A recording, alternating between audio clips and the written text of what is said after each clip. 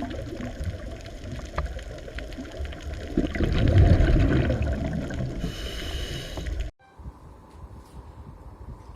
આજે આપણે શરૂ કરીએ આપણું પ્રકરણ નંબર 8 માનવ સ્વાસ્થ્ય અને રોગો, જેમાં આપણને મનુષ્યના સામાન્ય રોગો, એના લક્ષણો વગેરેની માહિતી આપી છે અને મનુષ્યના રોગ પ્રતિકારક તંત્ર વિશે માહિતી આપી છે.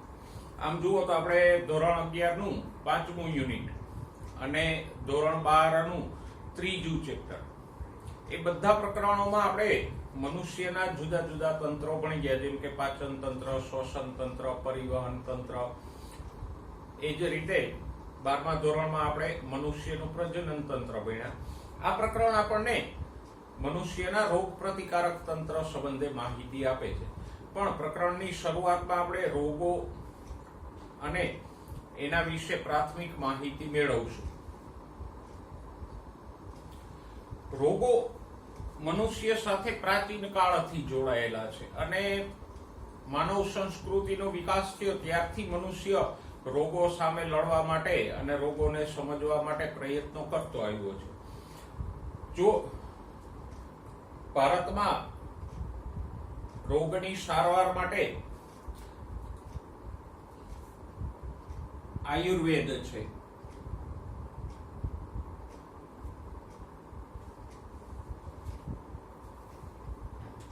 કે જેને 5મો વેદ ગણવામાં આવે છે.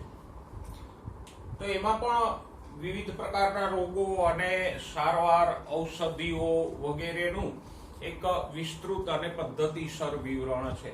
પણ આયુર્વેદની માન્યતા અનુસાર શરીરમાં 3 દોષો હોય: વાત,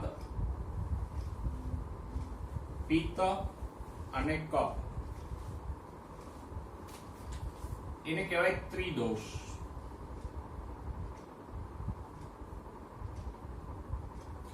જો આ વાત, પિત્ત અને કફ નું અસંતુલન થાય તો વિવિધ રોગો થાય. જેમ કે અમુક રોગ છે વાતજન્ય છે, અમુક રોગ પિત્તજન્ય છે, અમુક રોગ કફજન્ય છે. તો આયુર્વેદમાં જે કઈ રોગો છે એના માટે આ 3 માંથી કોઈ એકને જવાબદાર માનવામાં આવે. એવી જ રીતે ગ્રીક ચિત્તક તો હિપોક્રેટસ,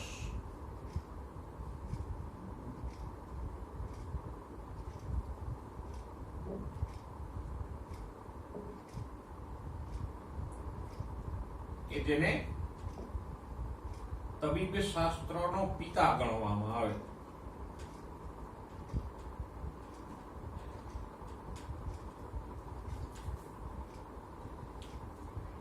એ અને બીજા જે પ્રાચીન ગ્રીક વિચારકો હતા એના મત અનુસાર એક કાળું પિત્ત શરીરમાં હોય.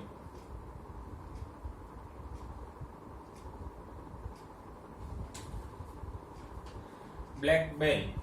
અને આ કાળું પિત્ત જેનામાં વધારે હોય તો એ વ્યક્તિના શરીરનું તાપમાન વધારે રહે અને એવી વ્યક્તિઓ ગરમ મિજાજની હોય એવું માનવામાં આવતું. પણ આગળ જતા વિલિયમ હાર્વેએ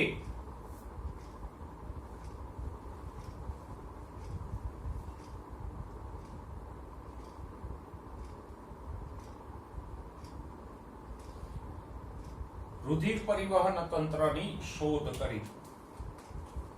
વિલિયમ હાર્વેએ શેની શોધ કરી? રુધિર પરિવહનની.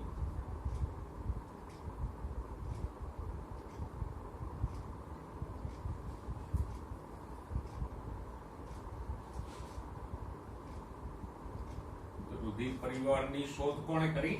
આ મિસ્ટર વિલિયમ હાર્વે. અને પછી આગળ જતા થર્મોમીટર શોધાણું. તો એ સાબિત થયું કે મનુષ્યના શરીરનું તાપમાન સામાન્ય રીતે વધારે કે ઓછું ના હોય, એ 37 સેલ્સિયસ નિશ્ચિત જ હોય. ઓકે, તો આ જે જૂની માન્યતા હતી કાળું પિત્ત હોવાથી કોઈ રોગો થાય કે શરીરનું તાપમાન વધારે રહે, એ આ વિલિયમ હાર્વેની રુધિર પરિવહનની શોધ અને થર્મોમીટરની શોધને કારણે એ નષ્ટ થઈ.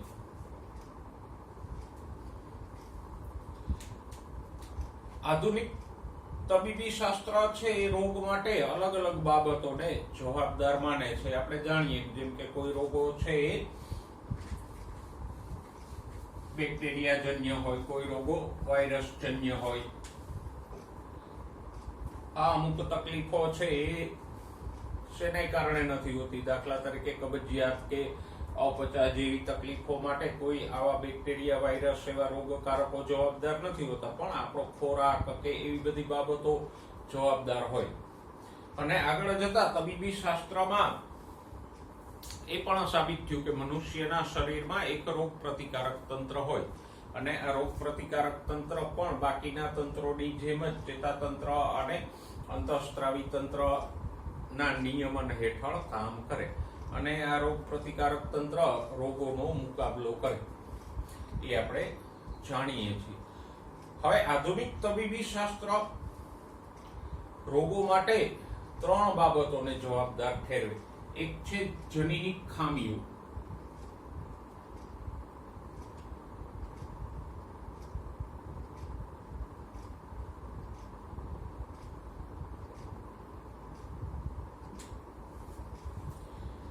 ઘણા બધા રોગો છે એ ખામીયુક્ત જનીનોને કારણે હોય ને આવા રોગો મોટે ભાગે જન્મથી જ હોય, કારણ કે બાળકને વારસામાં જ આવા ખામીયુક્ત જનીનો મળ્યા હોય તો પછી એમાં એવા રોગો થાય.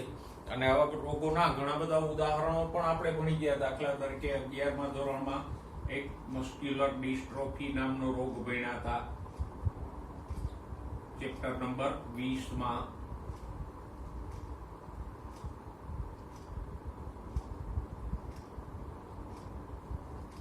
પછી 12મા ધોરણના 5મા ચેપ્ટરમાં સિકલ સેલ એનેમિયા.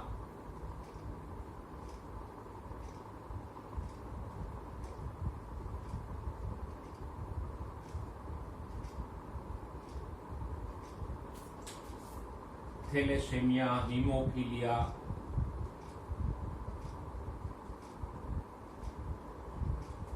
રંગ અંધતા, સિસ્ટિક ફાઇબ્રોસિસ, જે કઈ ખામીઓ આપણને આપી છે 5મા ચેપ્ટરમાં, એ બધી જનીન આધારિત ખામીઓ છે. તો અમુક રોગો આમ જનીન આધારિત હોય, અમુક ચેપથી થતા હોય.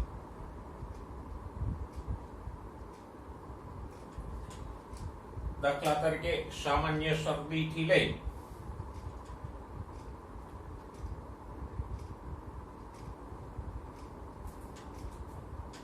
એડ્સ જેવા રોગો, તો એ બધા ચેપી રોગો છે.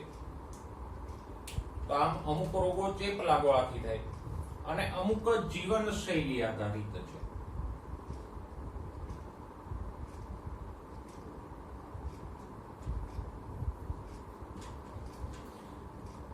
આપણા ખાનપાન એટલે ખોરાકની આદતો, સામાન્ય આપણું જીવન, ઊંઘવાની વગેરેની આદતો, પછી વ્યાયામ, કસરત, એ બધાને કારણે અમુક રોગો થતા હોય. એટલે વ્યાયામ કે કસરત ન કરવાથી દાખલા તરીકે તો કે સામાન્ય આવો રોગનું ઉદાહરણ લઈએ તો અપચો. પછી પેલા પીઈએમ આધારિત રોગો 11મા ધોરણના 16મા ચેપ્ટરમાં ભણ્યા, એ મરાસમસ,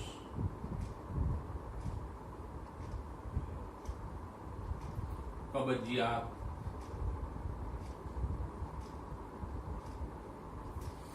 આ બધા જીવનશૈલી આધારિત છે. તો આમ આધુનિક તબીબી શાસ્ત્ર મુખ્ય આ 3 બાબતોને રોગો માટે જવાબદાર ગણે કે યા તો કે અમુક રોગો જનીનિક ખામીઓને કારણે થતા હોય અને એ વારસાગત હોય, જન્મથી જ બાળકમાં એ જોવા મળે. અમુક રોગો ચેપી છે, જેમ કે શરદી, એડ્સ, કોરોના વગેરે, કે જે કોઈ બેક્ટેરિયા, વાયરસ કે ફૂગ કે પ્રજીવો જેવા રોગકારકોનો ચેપ લાગવાથી થાય. અમુક રોગો છે એ જીવનશૈલી આધારિત છે, જેમ કે અપચો, મરાસમસ, કબજિયાત, એવી બધી તકલીફો જીવનશૈલી આધારિત થતી હોય. પછી આગળ પણ આપણે ભણ્યા હાઇપરટેન્શન જેવા રોગો છે, એ બધા જીવનશૈલી આધારિત છે.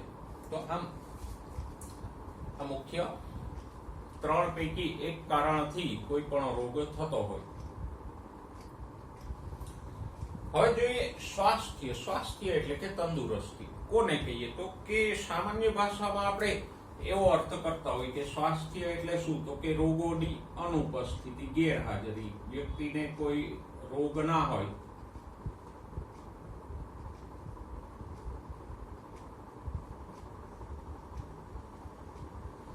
અનુપસ્થિતિ એટલે ગેરહાજરી. તો વ્યક્તિમાં કોઈ રોગ ના હોય તો એને આપણે સ્વસ્થ વ્યક્તિ કહીએ. પણ આ વ્યાખ્યા છે એ પ્રોપર નથી.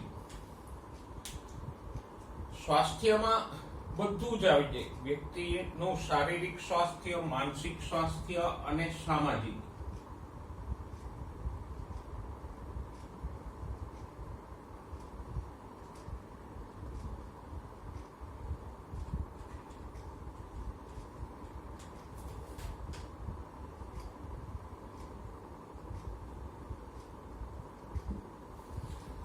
તો આ વ્યક્તિ ત્રણેય બાબતોમાં સ્વસ્થ હોય, એટલે કે શરીરથી સ્વસ્થ હોય, એને કોઈ રોગ ન હોય. એ જ રીતે માનસિક રીતે પણ તંદુરસ્ત હોય. કોઈ વ્યક્તિ છે માનસિક રીતે બીમાર હોય તો એ પણ બીમાર જ ગણાય. અને સામાજિક રીતે એટલે કે સમાજમાં અને બીજી વ્યક્તિઓ સાથેનું એનું વર્તન છે એ તંદુરસ્ત હોવું જોઈએ. દાખલા તરીકે કોઈ જાહેર મિલકતને નુકસાન પહોંચાડવું, બીજાઓને તકલીફ થાય એવું વર્તન કરવું, કોઈ ગુનાઓ આચરવા, તો એવી જે માનસિકતા ધરાવતા હોય તો એ પણ બીમાર જ છે.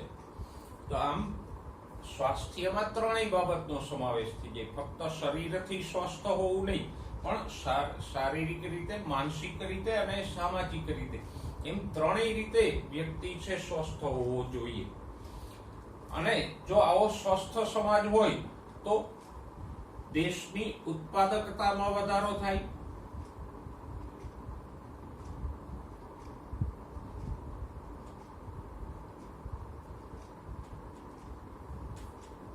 એટલે કે દેશમાં જે કંઈ આર્થિક ઉત્પાદકતા છે એ વધે અને આર્થિક સમૃદ્ધિમાં પણ વધારો થાય.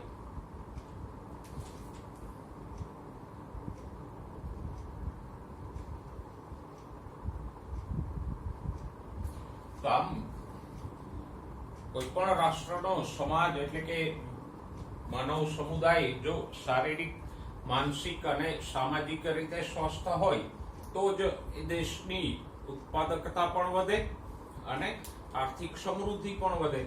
કોરોના કાળમાં આપણે જોઈએ છીએ કે ઘણા બધા લોકો બીમાર પડે છે, એને કારણે લોકડાઉન કે એવા પગલાઓ લેવા પડે છે. તો બીમારીઓને એ બધી મુશ્કેલીઓને કારણે દેશની ઉત્પાદકતા પણ ઘટે છે, જીડીપી પણ ઘટે છે દેશના અર્થતંત્ર ઉપર, અને વ્યક્તિગત રીતે માણસોને આર્થિક અને માનસિક રીતે મુશ્કેલીઓ વધે. તો આમ જો માનવ સમુદાય કે માનવ સમાજ છે એ તંદુરસ્ત હોય તો જ કોઈ પણ રાષ્ટ્રની ઉન્નતિ થાય. વધારે પડતી બીમારીઓ હોય માનવ સમાજમાં તો એ દેશની પ્રગતિ ક્યારેય સંભવ ના બને. તો આમ સ્વાસ્થ્ય એટલે શું? તો કે વ્યક્તિ ત્રણેય રીતે શારીરિક, માનસિક અને સામાજિક રીતે સ્વસ્થ હોય એને સ્વાસ્થ્ય કહેવાય. અને આવી સ્વસ્થ વ્યક્તિઓ વાળો સમાજ હોય તો જ દેશની ઉત્પાદકતા વધે, સમૃદ્ધિ વધે અને રાષ્ટ્રની પ્રગતિ શક્ય બને. તો આવું સારું સ્વાસ્થ્ય કેવી રીતે મેળવી શકાય કે જાળવી શકાય? તો કે એના માટે તો આપણે જાણીએ છીએ સારું સ્વાસ્થ્ય જાળવવા માટે શું કરવું જોઈએ? તો કે એક તો સંતુલિત આહાર લેવો જોઈએ.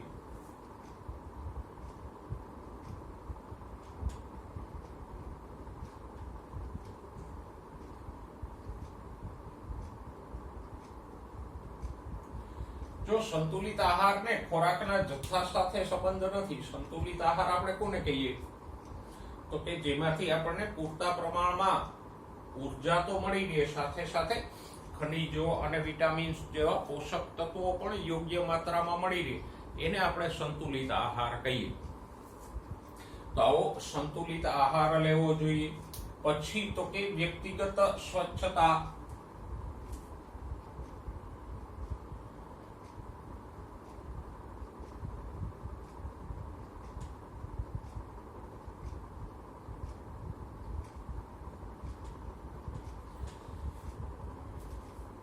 રોજે સારી રીતે નાહવું, કોઈ પણ સાબુથી, કયા સાબુથી નાહવું એ મહત્વનું નથી, પણ શરીરને સ્વચ્છ રાખવું, નખ કાપવા, દાંત સાફ કરવા, એ બધી વ્યક્તિગત સ્વચ્છતા જાળવવી જોઈએ. નિયમિત વ્યાયામ કરવો જોઈએ.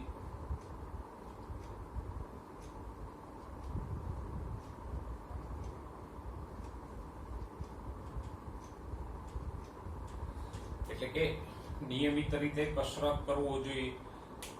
અને એનાથી આગળ ભારતીય સંસ્કૃતિમાં તો શારીરિક અને માનસિક સ્વાસ્થ્ય પ્રાપ્ત કરવા માટે યોગ અભ્યાસ પણ આપેલો છે કે જેનાથી શરીર અને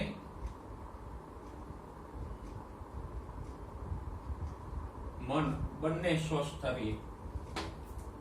અને ભારતીય સંસ્કૃતિની આ યોગની દેન છે પતંજલિ ઋષિની. એ તો આજે દુનિયા આખી અપનાવી રહી છે. દુનિયા આખીના લોકો આજના આ સ્ટ્રેસ વાળા જમાનામાં યોગ તરફ વળ્યા છે.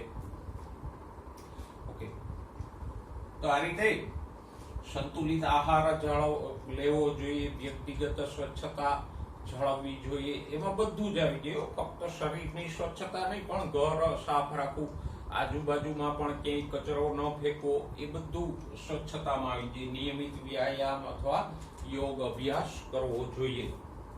તો આ 4 બાબતોના કારણે આપણે સારું સ્વાસ્થ્ય પ્રાપ્ત કરી શકીએ. અને જો આપણને MCQ પૂછાય કે સારું સ્વાસ્થ્ય જાળવવા માટે નીચેના પૈકી કઈ કઈ બાબતો જવાબદાર છે, તો આના દ્વારા આપણે જવાબ પણ આપી શકીએ. તો આ 4 બાબતો છે એને અનુસરજો, જેથી કરીને આવો MCQ પૂછાય તો આપણને જવાબ આવડી જાય. એટલે આજથી રોજે સંતુલિત આહાર, સ્વચ્છતા તો આપણે જાળવતા જ હોઈએ, વ્યાયામ અને યોગનો અભ્યાસ શરૂ કરી દેજો, જેથી આવું પૂછાય તો આવડી જાય. બરાબર? ઓકે, હવે નેક્સ્ટ રોગોની વાત કરીએ. જો રોગોના કારણો તો આપણે 3 જોઈએ કે અમુક રોગો જનીન આધારિત હોય, જનીની ખામીઓથી થતા હોય, અમુક ચેપી રોગો છે, અને અમુક આપણી જીવનશૈલી આધારિત રોગો છે. પણ રોગોને આપણે 2 પ્રકારમાં વહેંચી શકીએ. કયા? જાણીતા પ્રકારો છે, ચેપી રોગો અને બિનચેપી રોગો.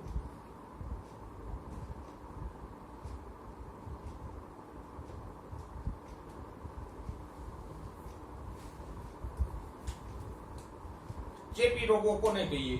તો કે જે એક વ્યક્તિમાંથી બીજી વ્યક્તિમાં ફેલાય એને ચેપી રોગો કહેવાય. જ્યારે એક વ્યક્તિમાંથી બીજી વ્યક્તિમાં ફેલાય નહીં એને આપણે શું કહીએ? બિનચેપી રોગો કહીએ. દાખલા તરીકે જો ચેપી રોગોના સામાન્ય ઉદાહરણો કયા છે? તો કે શરદી, પછી એઇડ્સ. સૌથી ભયંકર ચેપી રોગ હોય તો એ કયો છે? એઇડ્સ. સામાન્ય તો શરદી વગેરે એ ચેપી રોગો છે જ, મેલેરિયા, પણ સૌથી ગંભીર ચેપી રોગ હોય તો કયો છે? એઇડ્સ. એવી જ રીતે સૌથી ગંભીર બિનચેપી રોગ હોય તો એ કયો છે? કેન્સર. એઇડ્સ છે એક વ્યક્તિથી બીજી વ્યક્તિમાં ફેલાય છે, પણ કેન્સરનો એવી રીતે એક વ્યક્તિમાંથી બીજી વ્યક્તિમાં ચેપ લાગતો નથી. તો આમ રોગોને આપણે એના ફેલાવાના આધારે 2 પ્રકારોમાં વહેંચી શકીએ, ચેપી અને બિનચેપી. ચેપી રોગો કોને કહેવાય? તો કે જે એક વ્યક્તિ હોય એમાંથી બીજી વ્યક્તિને લાગુ પડે કે એક વ્યક્તિથી બીજી વ્યક્તિમાં ફેલાય એ ચેપી રોગ, અને એકમાંથી બીજી વ્યક્તિમાં ન ફેલાય તો એ બિનચેપી રોગ થયો.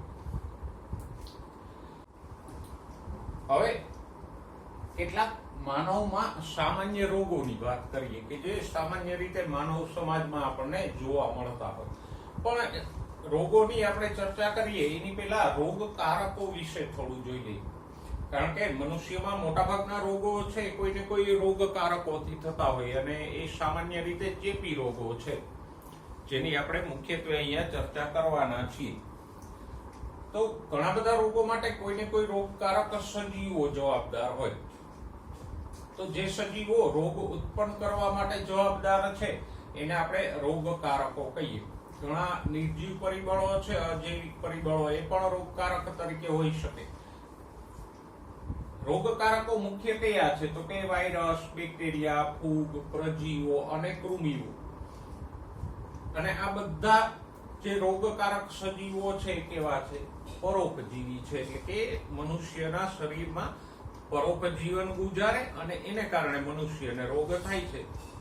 તો ઘણા બધા વાયરસ, બેક્ટેરિયા, ફૂગ, પ્રજીવો અને કૃમિઓ કે જે માનવ શરીર ઉપર પરોપજીવન ગુજારે અને મનુષ્યમાં રોગ ઉત્પન્ન કરે એને આપણે કહીએ રોગકારક સજીવો.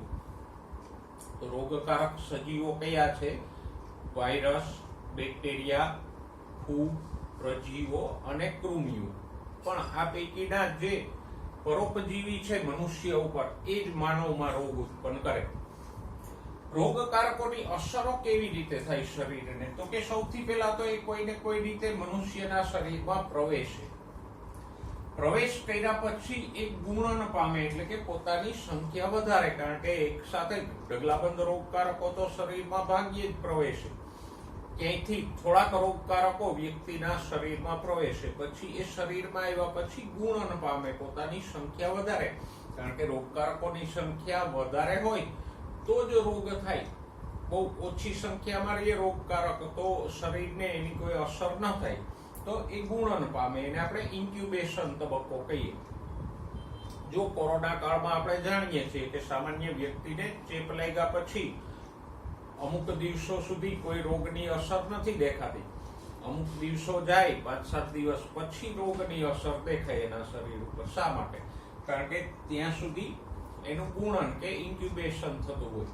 તો ગુણન પામીને સંખ્યા વધારે પછી એ આવશ્યક ક્રિયાઓને ખલેલ પહોંચાડે. શરીરની જે આવશ્યક ક્રિયા હોય કોઈને કોઈ ક્રિયામાં એ ડિસ્ટર્બન્સ ઊભું કરે અને એ ખલેલને કારણે બાહ્યાકાર કે કાર્યાત્મક ક્ષતિઓ સર્જાય, એટલે કે બાહ્યાકાર વિદ્યાકીય રીતે અથવા તો કાર્યોમાં કોઈ ક્ષતિ કે ખામી ઊભી થાય અને એને જ આપણે રોગ કહીએ. તો આમ રોગકારક કેવી રીતે અસર કરે તો કે સૌથી પહેલા એ પ્રવેશ પામે, પછી શરીરમાં એ ગુણન પામે, પછી તો કે એ આવશ્યક કાર્યોમાં ખલેલ ઊભી કરે અને એને કારણે બાહ્યાકાર કે કાર્યાત્મક ક્ષતિ સર્જાય. આ રોગકારકોની એક વિશેષતા હોય, કોઈ પણ રોગકારક હોય, વાયરસ હોય, બેક્ટેરિયા, ફૂગ, પ્રજીવ કે કૃમિ, તો એ યજમાનના અંતઃ પર્યાવરણ એટલે કે યજમાનના શરીરના પર્યાવરણને અનુકૂલિત થયેલા હોય. જો એ આમ અનુકૂલિત ના હોય તો યજમાનનું શરીર એનો નાશ કરી નાખે. દાખલા તરીકે જો ઘણા બધા બેક્ટેરિયાઓ કે જે આપણા અંતઃ પર્યાવરણને અનુકૂલિત નથી, તો એ જઠરમાં નીચી પીએચ એટલે એસિડિક પર્યાવરણ કે પાચક ઉત્સેચકો સામે ટકી નથી શકતા. જઠરનું એસિડ કે પાચક ઉત્સેચકો એનો નાશ કરી નાખે. પણ રોગકારક જો શરીરમાં તો જ ટકી શકે જો એ અંતઃ પર્યાવરણને અનુકૂલિત હોય અને એની સામે એ ટકી શકતો હોય, તો જ એ શરીરમાં ગુણન પામીને રોગ ઉત્પન્ન કરી શકે. નહીતર તો આપણા શરીરના પ્રતિકારક તંત્રના ઘટકો એનો નાશ કરી નાખે. તો આ રોગકારકો, એની અસરો અને એની એક મુખ્ય વિશેષતા કઈ છે તો કે રોગકારકો અંતઃ પર્યાવરણને અનુકૂલિત હોય, યજમાનના અંતઃ પર્યાવરણને અનુકૂલિત થયેલા હોય. દાખલા તરીકે જઠરમાં નીચી પીએચ એટલે કે એસિડિક પર્યાવરણ હોય તો એની સામે ટકી શકતા હોય, પાચક ઉત્સેચકો સામે ટકી શકતા હોય, પછી પ્રતિકારક તંત્રના કોષો છે, શ્વેત કણો વગેરે એની સામે એ ટકી શકતા હોય તો જ એ રોગ પેદા કરી શકે. જો એ અનુકૂલિત ના હોય તો એનો નાશ થઈ જશે ને રોગો પેદા નહીં કરી શકે. તો આપણે રોગકારકોની વાત કરી. હવે એક સામાન્ય રોગને જોતા જઈએ. સૌથી પહેલો રોગ છે ટાઇફોઇડ. ટાઇફોઇડનો રોગકારક કયો છે? જો રોગોને મુદ્દાસર યાદ રાખશો ને તો સહેલાઈથી યાદ રહેશે. ટાઇફોઇડ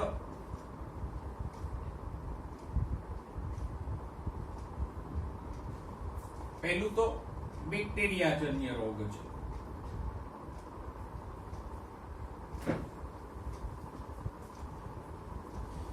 બેક્ટેરિયાજન્ય એટલે બેક્ટેરિયાથી થતો રોગ છે.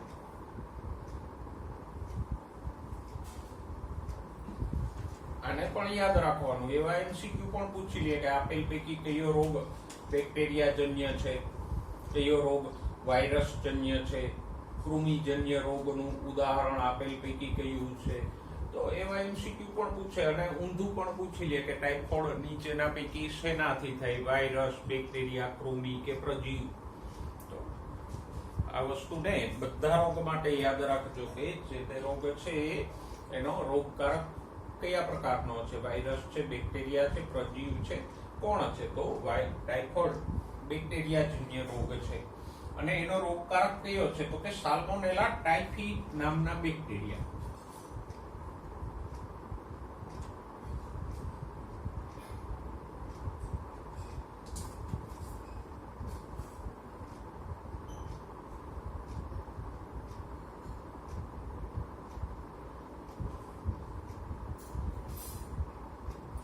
ટાઇફોઇડ કયા બેક્ટેરિયાથી થાય?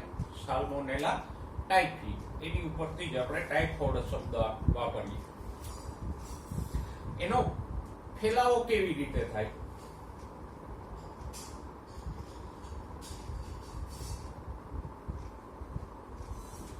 તો કે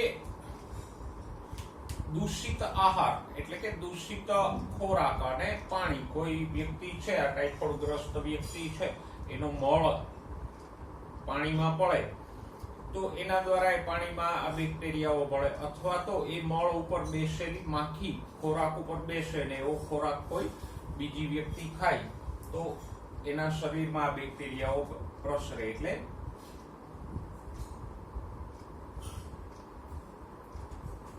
ટાઇફોઇડગ્રસ્ત વ્યક્તિના મળ દ્વારા દૂષિત થયેલ આહાર એટલે કે ખોરાક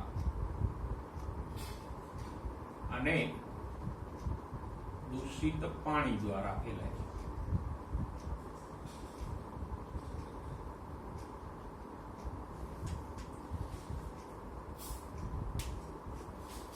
હવે આ રોગો કેવી રીતે કામ કરે તો કે સામાન્ય રીતે આ બેક્ટેરિયાઓ છે પાણી કે ખોરાક દ્વારા આંતરડામાં પ્રવેશે અને આંતરડામાંથી એ રુધિરની અંદર પ્રવેશે. તો સાલ્મોનેલા ટાઇફી બેક્ટેરિયાનો પ્રવેશ કેવી રીતે થાય શરીરમાં?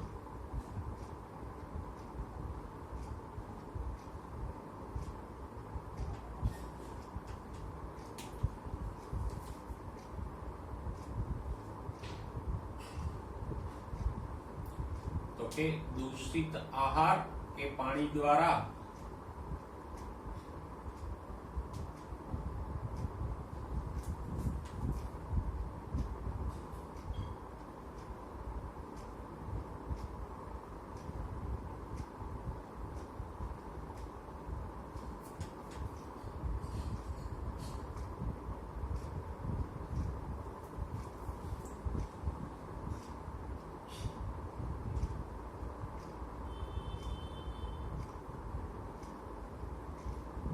આંતરડામાં આવે અને આંતરડામાંથી રુધિરમાં પ્રવેશે અને રુધિરમાં એ ગુણન પામે.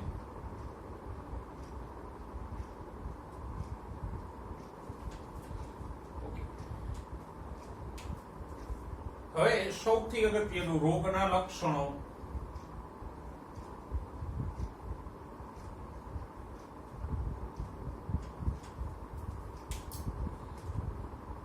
આ રોગના લક્ષણો શું છે તો કે રોગના મુખ્ય લક્ષણોમાં સતત તાવ આવવો,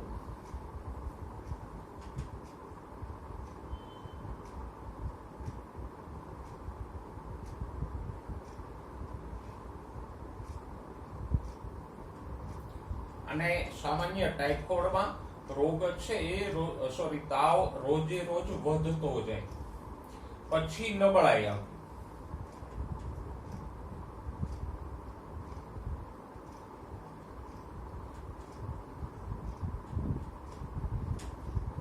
પછી પેટમાં દુખાવો, કારણ કે બેક્ટેરિયાઓ છે આંતરમાર્ગમાં આંતરડામાં પ્રવેશે એટલે પેટમાં દુખાવો થાય.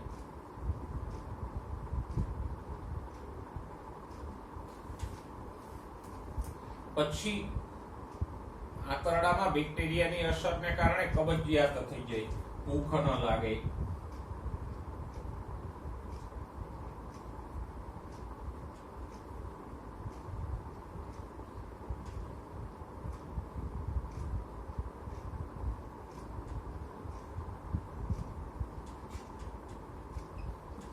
તો આવા પેટ સંબંધિત ઘણી બધી તકલીફો આમાં થાય. પેટમાં દુખાવો થાય, કબજિયાત થાય, ભૂખ ન લાગવી, પછી માથું દુખવું.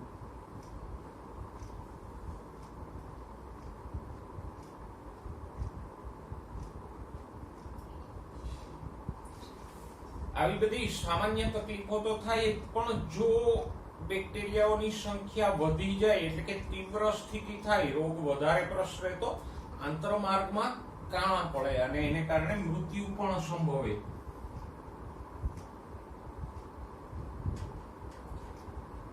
જો વહેલાસર સારવાર ન લેવામાં આવે તો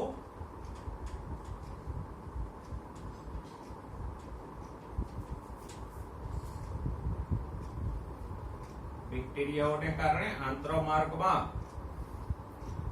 કાણાઓ પડી જાય અને મૃત્યુ પણ થઈ શકે.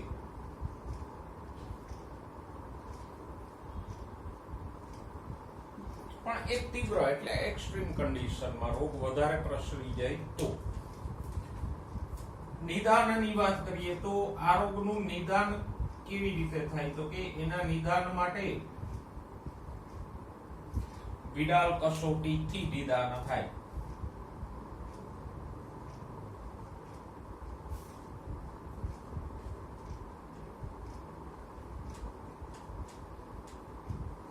નિદાન માટે કયો ટેસ્ટ કરવામાં આવે? વિડાલ ટેસ્ટ કરવામાં આવે. તો આ ટાઇફોઇડ વિશેની મુખ્ય બાબતોની આપણે ચર્ચા કરી કે ટાઇફોઇડ એક તો કેવો છે? બેક્ટેરિયાજન્ય રોગ છે. એનો રોગકારક કયો છે? તો કે સાલ્મોનેલા ટાઇફી નામના બેક્ટેરિયાઓ છે. ફેલાવો કેવી રીતે થાય? તો કે રોગગ્રસ્ત વ્યક્તિ દ્વારા દૂષિત ખોરાક કે પાણી દ્વારા બીજી વ્યક્તિમાં એ ફેલાય. રોગકારકો પ્રવેશ કેવી રીતે પામે? તો કે ખોરાક કે પાણી દ્વારા એ આંતરડામાં પ્રવેશે અને ત્યાંથી રુધિરમાં જઈને ગુણન પામે. લક્ષણો કયા છે? તો કે એક તો સતત તાવ આવવો, નબળાઈ આવે, પેટમાં દુખાવો થાય, કબજિયાત થાય, ભૂખ ન લાગે, માથું દુખે અને તીવ્ર સ્થિતિમાં આંતરમાર્ગમાં કાણાઓ પડે તો વ્યક્તિનું મૃત્યુ થઈ શકે. અને ટાઇફોઇડનું નિદાન કેવી રીતે થાય? તો કે વિડાલ કસોટી દ્વારા ટાઇફોઇડનું નિદાન થઈ શકે. ટાઇફોઇડ સાથે એક વિશિષ્ટ કિસ્સો સંકળાયેલો છે. એ છે મેરીમેલોન, જેને ટાઇફોઇડ મેરી પણ કહેવાય.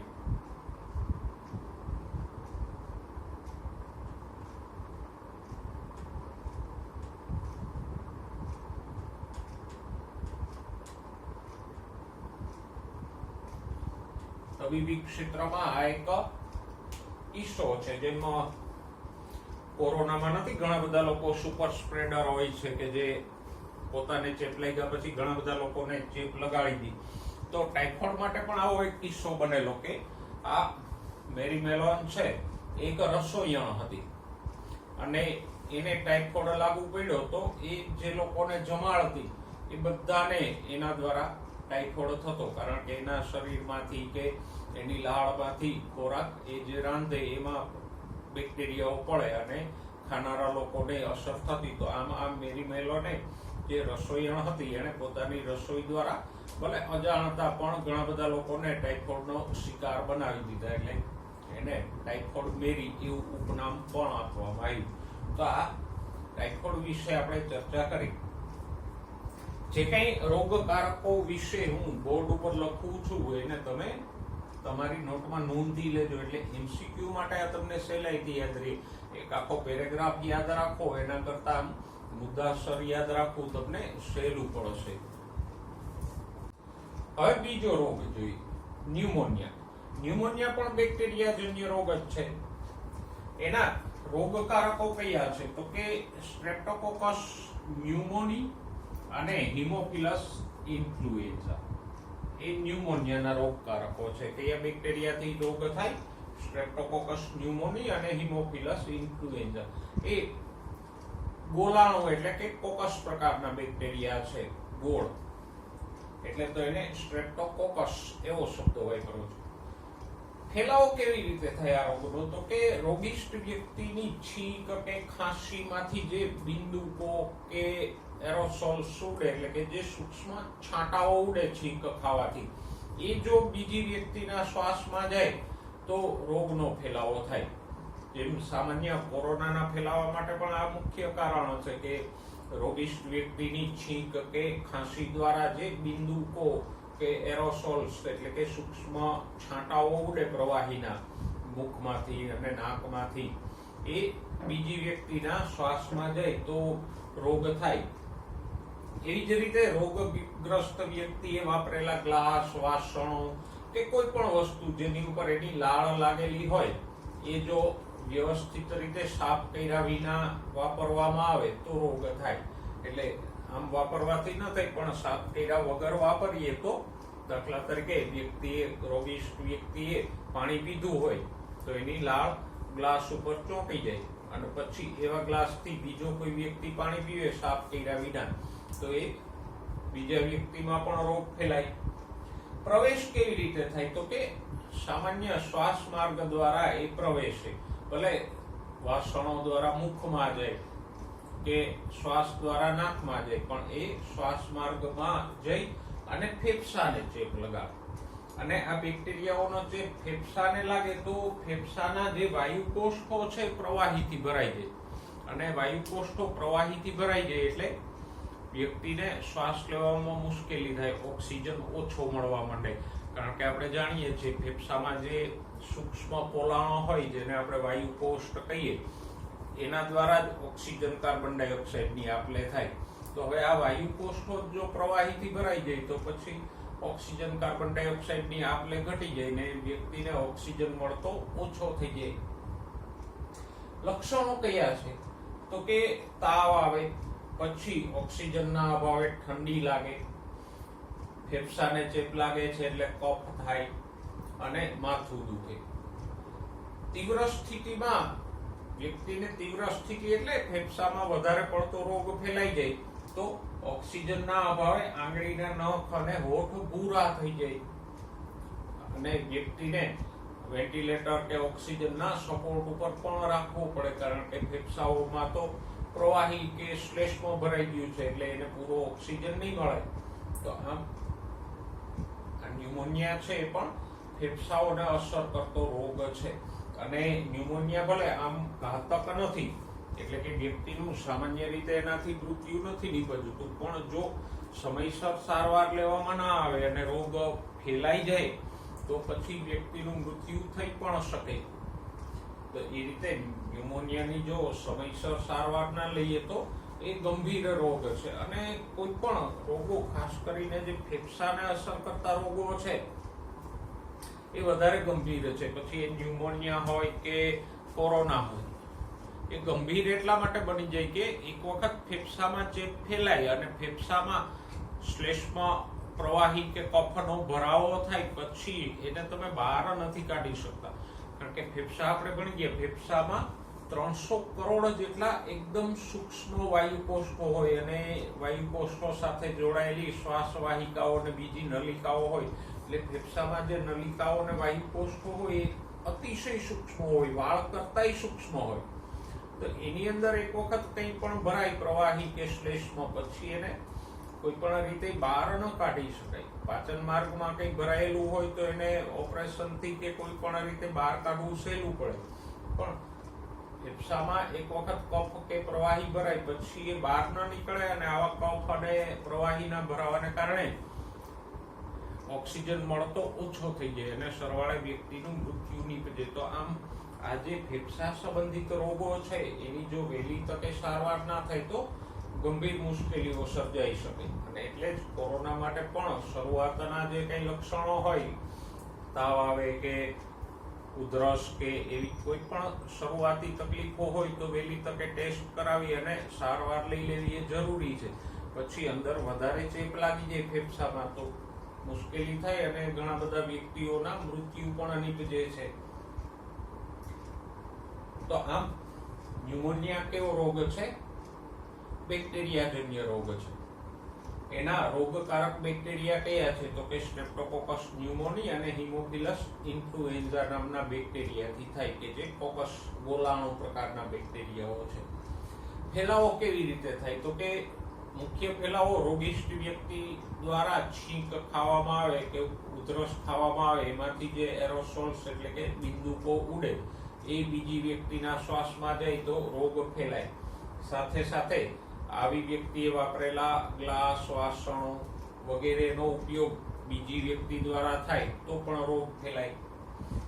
શ્વાસ માર્ગમાં એ પ્રવેશે અને ફેફસાને ચેપ લગાડે અને ફેફસામાં વાયુ કોષોને ખાસ કરીને અસર કરે એટલે વાયુ કોષો પ્રવાહીથી ભરાઈ જાય. ન્યુમોનિયાના લક્ષણો શું છે? તો કે તાવ આવે, ઓક્સિજનના અભાવે ઠંડી લાગે, ફેફસાને ચેપ લાગે છે એટલે કફ થાય, માથું દુખે અને તીવ્ર સ્થિતિમાં એટલે કે વધારે રોગ ફેલાઈ જાય તો ઓક્સિજનના અભાવે નખ અને હોઠ છે એ ભૂરા થઈ જાય.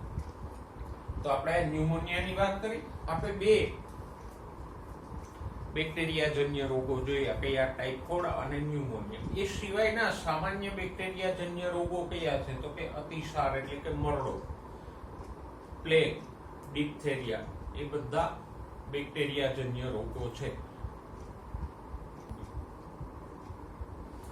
હવે જોઈએ શરદી, કે જે આમ જુઓ તો માનવ સમૂહમાં એકદમ સામાન્ય રોગ છે ને દરેક વ્યક્તિને શરદી તો થતી જ હોય. વર્ષમાં સામાન્ય રીતે એકવારથી વધારે શરદી થતી હોય, ઋતુ પરિવર્તન સમયે શરદી થતી હોય. તો આમ આપણે કહી શકીએ જે કઈ રોગો આપણે ભણીએ છીએ એમાં સૌથી સામાન્ય રોગ હોય, એ સામાન્ય એટલે આમ સામાન્ય નહીં પણ કોમન હોય તો શરદી છે. વાયરસજન્ય રોગ છે અને રીનો સમૂહના વાયરસથી એ ફેલાય. ફેલાવો એનો એકદમ વિસ્તૃત અને ઝડપથી થાય, જેમ કે કોઈ રોગિષ્ટ વ્યક્તિ દ્વારા છીંક ખાય કે ખાંસી ખાય તો એમાંથી જે બિંદુકો ઉડે એનાથી ફેલાય. પછી રોગિષ્ટ વ્યક્તિએ વાપરેલા પેન, પુસ્તક, ગ્લાસ, વાસણો, નેપકિન, કપડા, ઇવન એણે સ્પર્શ કરેલા દરવાજાના હેન્ડલ કે કીબોર્ડથી પણ ફેલાઈ શકે. એટલે આમ રોગગ્રસ્ત વ્યક્તિએ વાપરેલી કોઈ પણ વસ્તુ બીજો વ્યક્તિ વાપરે તો શરદી થવાના ચાન્સીસ રહે છે. અને આપણે જાણીએ છીએ શરદી છે સરળતાથી ફેલાઈ જાય છે એકમાંથી બીજામાં, કારણ કે સામાન્ય રોગગ્રસ્ત વ્યક્તિ મોઢે હાથ અડાડતો હોય તો એની લાળ કે એના દ્વારા એ વાયરસ હાથ ઉપર આવે અને એને સ્પર્શ કરેલી કોઈ પણ જગ્યાએથી એ વાયરસ બીજી વ્યક્તિમાં ફેલાઈ જાય. શ્વાસ માર્ગને અસર કરે પણ ખાસ ખ્યાલમાં રાખજો એ ફેફસાને કોઈ અસર નથી કરતા. પેલા ન્યુમોનિયાના બેક્ટેરિયાની જેમ એ ફેફસાને અસર નથી કરતા, એટલે જ શરદી એટલો ગંભીર રોગ નથી. સામાન્ય શ્વાસ માર્ગમાં કંઠનળી કે શ્વાસ નળી સુધી જ એની અસર થાય, અંદર ફેફસામાં આ વાયરસની અસર થતી નથી. એના લક્ષણો તો આપણે દરેક જાણીએ છીએ. નાક બંધ થવું, પછી નાકમાંથી સ્ત્રાવ થવો, ગળું સુકાય, માથું દુખે, થાક લાગે અને આ બધા લક્ષણો 3 થી 7 દિવસ સુધી રહે. અને એ સામાન્ય જે દવાઓ છે એનાથી શરદીની સારવાર સહેલાઈથી થઈ શકે. તો આમ શરદી વિશે આપણે ટૂંકમાં ચર્ચા કરી.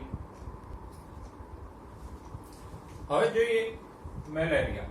મેલેરિયા પ્રજીવજન્ય રોગ છે અને આપણે જાણીએ છીએ કે પ્લાઝ્મોડિયમ નામના પ્રજીવ દ્વારા થાય.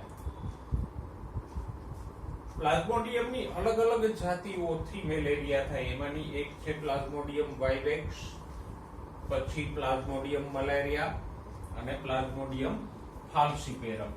પણ પ્લાઝ્મોડિયમ ફાલ્સીપેરમ થી જે મેલેરિયા થાય છે એ વધારે ગંભીર અને ઘાતક હોય.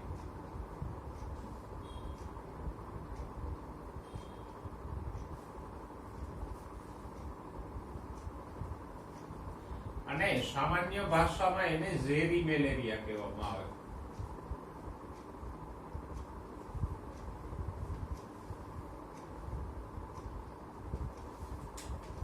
કારણ કે એ વધારે ઘાતક છે અને પ્લાઝ્મોડિયમ ફાલ્સિપેરમ થી જે મેલેરિયા થાય એમાં વ્યક્તિનું મૃત્યુ પણ નીપજી શકે જો વહેલી સારવાર ના લઈએ તો.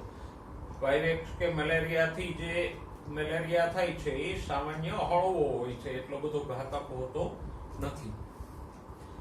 ફેલાવો તો કે એનોફિલિસ માદા મચ્છરના કરડવાથી આ રોગ મનુષ્યમાં પ્રવેશે, એટલે કે પ્લાઝ્મોડિયમ મનુષ્યના રુધિરમાં પ્રવેશે.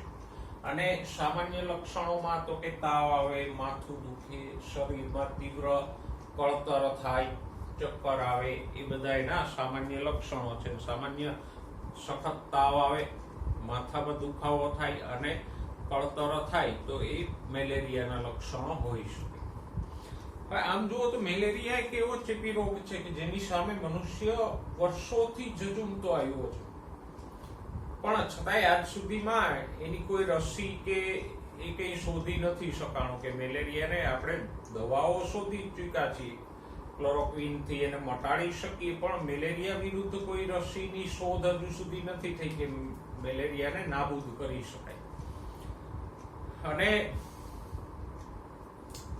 એ જરૂરી એટલા માટે છે કે દુનિયામાં આજે ઘણા બધા લોકો મેલેરિયાને કારણે મરે છે. ખાસ કરીને આફ્રિકા જેવા પછાત દેશોમાં ઘણા લોકો મેલેરિયાથી મૃત્યુ પામે છે. અને મેલેરિયાને કારણે ઘણી એવી ઘટનાઓ બની છે કે જેને કારણે મોટા મોટા પ્રોજેક્ટો અટકી પડ્યા હોય. દાખલા તરીકે પનામા નહેરનો પ્રોજેક્ટ છે, તો એ પનામા નહેર નું કામકાજ એક સમયે બંધ કરી દેવામાં આવ્યું હતું. કારણ તો કે પનામા છે વિષુવવૃત્તિ પ્રદેશ છે, ત્યાં ગીચ જંગલો છે, વરસાદ પણ પુષ્કળ પડે, એને કારણે મચ્છરોનો ઉપદ્રવ ભયાનક રહે. તો નહેરના ખોદકામમાં, બાંધકામમાં જે કઈ લોકો સંકળાયેલા હતા એમાંના ઘણા લોકો મૃત્યુ પામ્યા, મેલેરિયા થયો. અને એક અંદાજ પ્રમાણે પનામા નહેરના કામકાજ દરમિયાન લગભગ 2000 જેટલા લોકો મેલેરિયાને કારણે મૃત્યુ પામ્યા હતા. અને મેલેરિયાનો પ્રસાર વધ્યો તો એક સમયે નહેરનું કામકાજ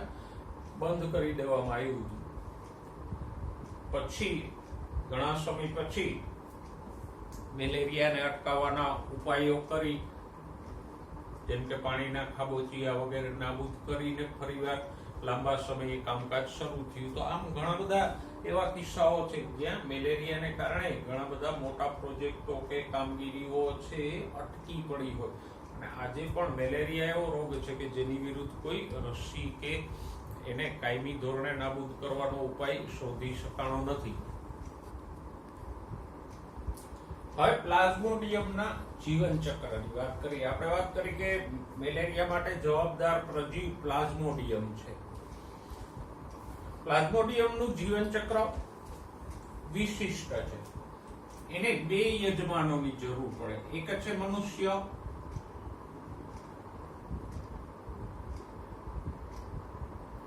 અને બીજો યજમાન છે એનોફિલિસ માદા મચ્છર. જો નર મચ્છર નહીં, માદા મચ્છર.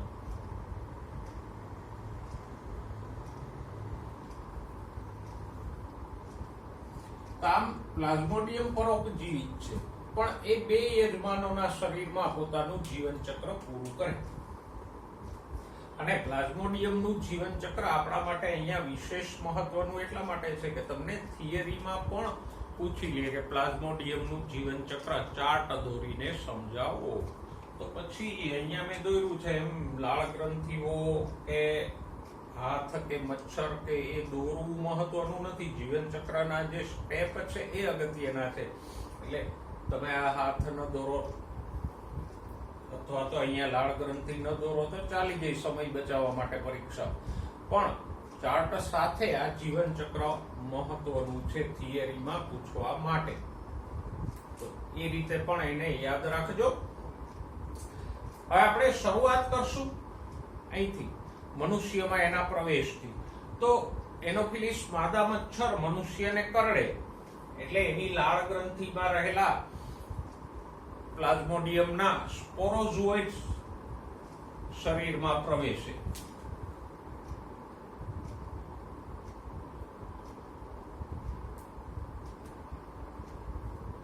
સ્પોરોઝોઇટ્સ ને આપણે બીજાણુઓ પણ કહી શકીએ.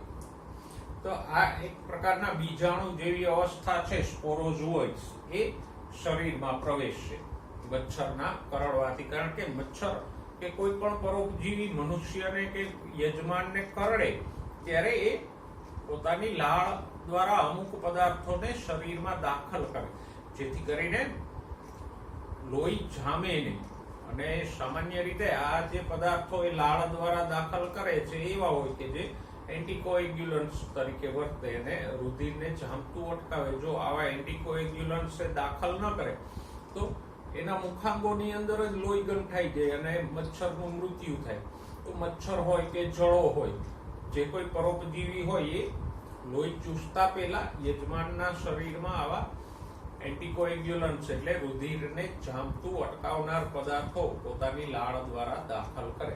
તો એ જે લાળ મચ્છર દાખલ કરે એની સાથે જ આ પ્લાઝ્મોડિયમના સ્પોરોઝોઇટ્સ છે એ શરીરમાં દાખલ થઈ જાય.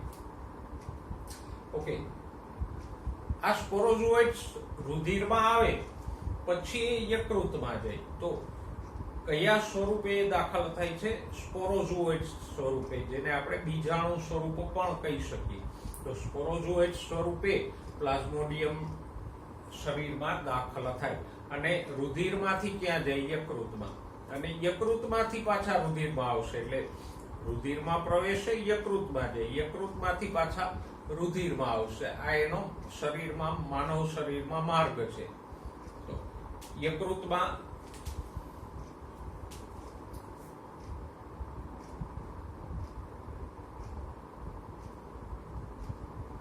આ સ્પોરોઝોઇટ્સ પ્રવેશે.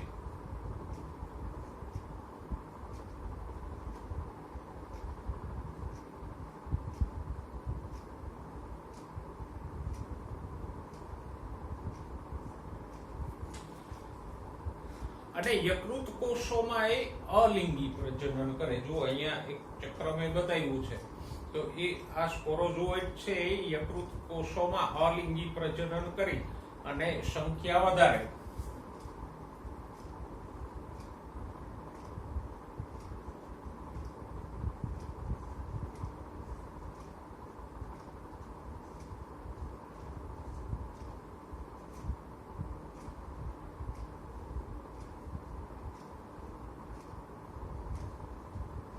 અને પછી યકૃત કોષોને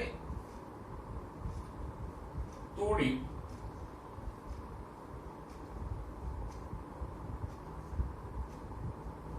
પાછા રુધિરમાં પ્રવેશે.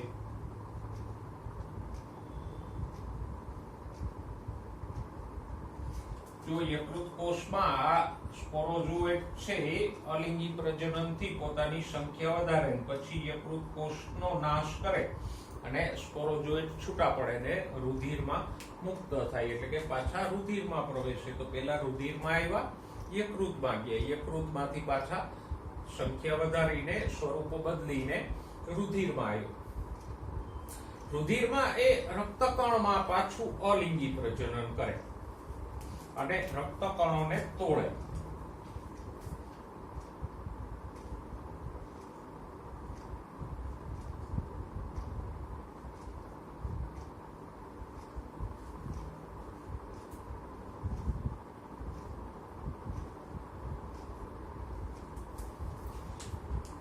પણ હવે અહીંયા એ રક્તકણોને તોડે એટલે હિમોગ્લોબિનનું પણ વિઘટન કરી નાખે. એ અલિંગી પ્રજનન કરશે તો એને ખોરાક તો જોશે ને.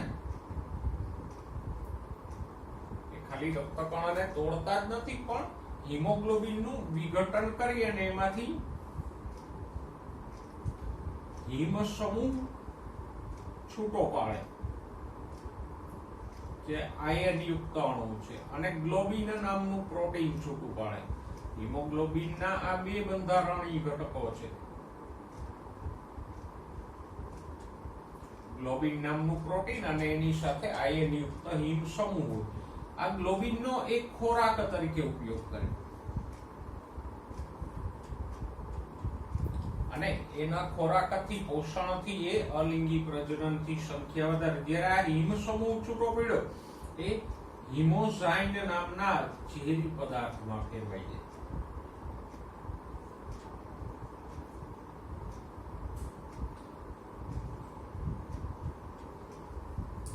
કામ એક તો એ રક્તકણોને તોડે છે, સાથે સાથે હિમોગ્લોબિનનો પણ નાશ કરે. એટલે જ મેલેરિયામાં ઠંડી લાગે અને કળતર થાય, કારણ કે હિમોગ્લોબિનનો નાશ થાય એટલે ઓક્સિજન ઓછો મળે, એટલે શરીરને ઠંડી લાગે, સખત કળતર થાય સ્નાયુઓમાં.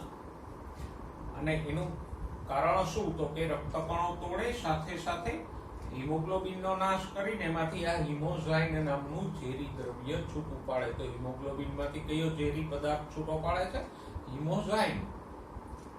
તો આમ એ અહીંયા માનવ શરીરમાં 2 વાર પ્લાઝ્મોડિયમ અલિંગી પ્રજનન કરે છે. એક તો યકૃતની અંદર કરે છે અને બીજું રક્તકણોની અંદર અલિંગી પ્રજનન કરે છે.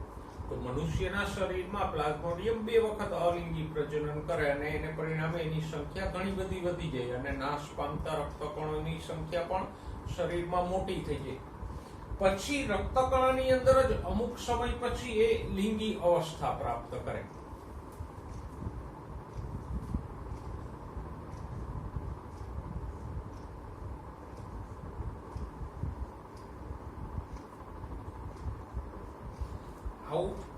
રિંગ જેવી રચના બનાવે, એને કહેવાય રિંગ સ્ટેજ. અને મેલેરિયાના નિદાન માટે આ સૌથી ઉપયોગી છે.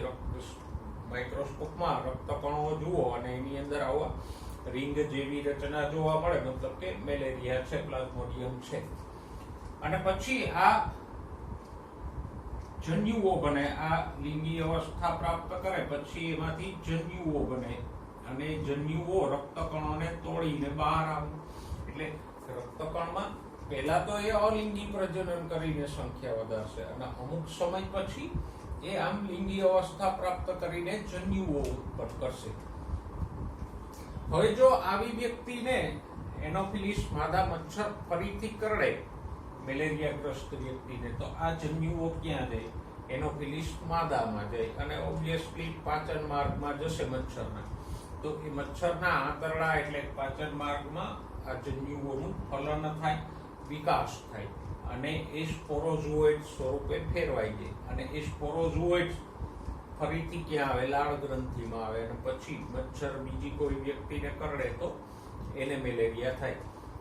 તો અહીંયા મનુષ્યમાં પ્લાઝ્મોડિયમનો માર્ગ કયો છે? તો કે રુધિર, ત્યાંથી યકૃત અને ત્યાંથી પાછું રુધિર.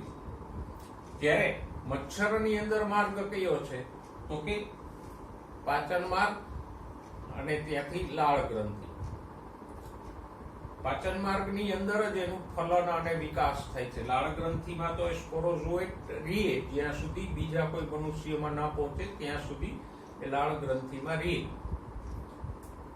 તો આમ આપણે કહી શકીએ કે એનો પ્લાઝ્મોડિયમ છે 2 યજમાનનો ઉપયોગ કરે છે, મનુષ્ય અને એનોફિલિસ માદા મચ્છર. મનુષ્યમાં એ લિંગી પ્રજનન કરે, મનુષ્યમાં એ અલિંગી પ્રજનન કરે, મચ્છરમાં એ લિંગી પ્રજનન કરે છે. તો આને યાદ રાખજો અને બેનો માર્ગ અલગ અલગ રીતે સમજો. કે મનુષ્યમાં પ્લાઝ્મોડિયમનો માર્ગ કયો છે? તો કે રુધિર, ત્યાંથી યકૃત અને પાછું રુધિર. અને યકૃત અને રુધિર બંનેમાં એ અલિંગી પ્રજનન કરે.